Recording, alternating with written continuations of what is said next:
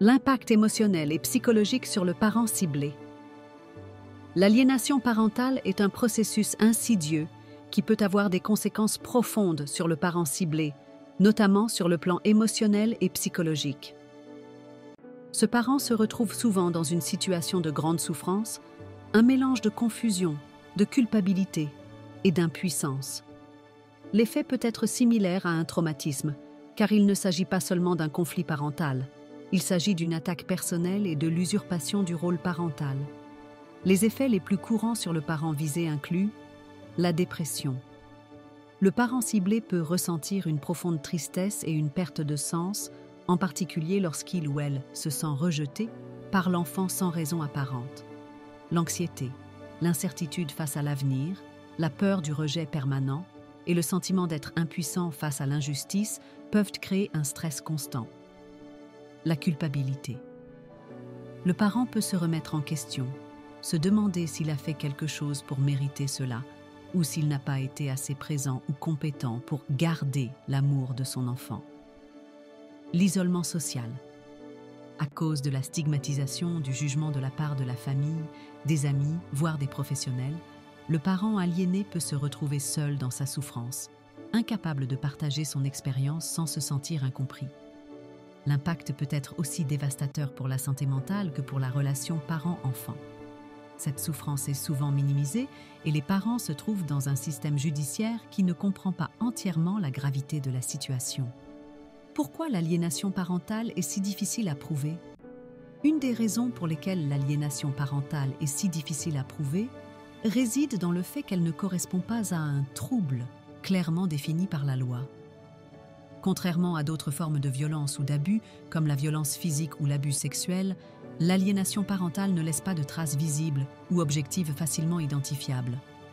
C'est un phénomène subtil qui s'exerce par manipulation psychologique et qui se déploie sur le long terme, ce qui complique les preuves. 1. L'absence de cadre juridique précis.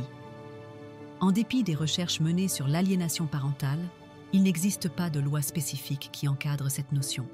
La théorie de l'aliénation parentale a été popularisée par des psychologues comme Richard Gardner dans les années 1980, mais le concept demeure controversé et n'est pas reconnu comme un trouble clinique dans de nombreux pays.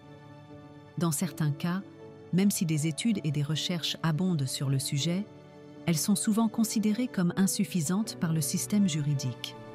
Aux États-Unis, par exemple, certains États ont commencé à prendre des mesures pour reconnaître et traiter l'aliénation parentale, mais ce n'est pas un cadre légal uniforme et la législation varie d'un État à l'autre. En France, le concept d'aliénation parentale est rarement mentionné dans les lois, ce qui rend encore plus difficile pour un parent de défendre sa position devant le tribunal. 2. L'impact des perceptions judiciaires.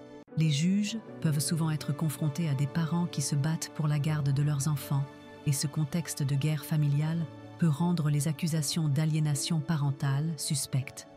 En l'absence de preuves tangibles, les accusations peuvent être perçues comme une tentative de manipulation de la part de l'un des parents pour nuire à l'autre, plutôt que de reconnaître un véritable phénomène d'aliénation. Les juges se basent souvent sur les déclarations des enfants et les témoignages de l'autre parent. Mais dans le cas de l'aliénation parentale, les enfants sont fréquemment influencés par un parent aliénateur, ce qui rend difficile de discerner la vérité dans une situation complexe. L'absence de tests scientifiques ou psychométriques normés pour évaluer l'aliénation parentale aggrave encore cette difficulté, car le phénomène reste à l'appréciation des experts et des juges, ce qui mène à des verdicts inconsistants. 3. La manipulation subtile et les effets à long terme. L'aliénation parentale ne se produit pas du jour au lendemain. C'est un processus lent, souvent masqué sous des comportements normaux ou quotidiens, qui peut s'étendre sur des mois, voire des années. Ce processus peut impliquer des tactiques comme l'isolement de l'enfant vis-à-vis du parent ciblé, comme empêcher les communications ou les rencontres, le dénigrement constant du parent cible devant l'enfant, dévalorisation, accusations mensongères, etc. L'instillation de sentiments de peur ou de culpabilité chez l'enfant à l'égard de l'autre parent. Ces stratégies subtiles, mais puissantes, rendent difficile la documentation de l'aliénation parentale et le système reste imperméable. Enfin, Il est essentiel de rassurer les victimes d'aliénation parentale. Vous n'êtes pas fou. Il est normal de se sentir perdu, déstabilisé, voire accablé par la situation. Mais cela ne signifie pas que vous perdez votre jugement. Le problème est que le système judiciaire, ainsi que la société dans son ensemble, ont des difficultés à reconnaître l'aliénation parentale comme une forme de maltraitance émotionnelle. Cela est dû en grande partie au manque de réglementation claire, aux perceptions erronées et à l'absence d'une reconnaissance systématique des comportements d'aliénation. Si ce sujet résonne en vous, si vous êtes concerné ou que vous connaissez quelqu'un qui vit cette réalité, je vous invite à partager, à laisser un commentaire, à liker et à vous abonner pour ne pas manquer les prochaines vidéos. Vous trouverez les sources et références de mes recherches dans ma description.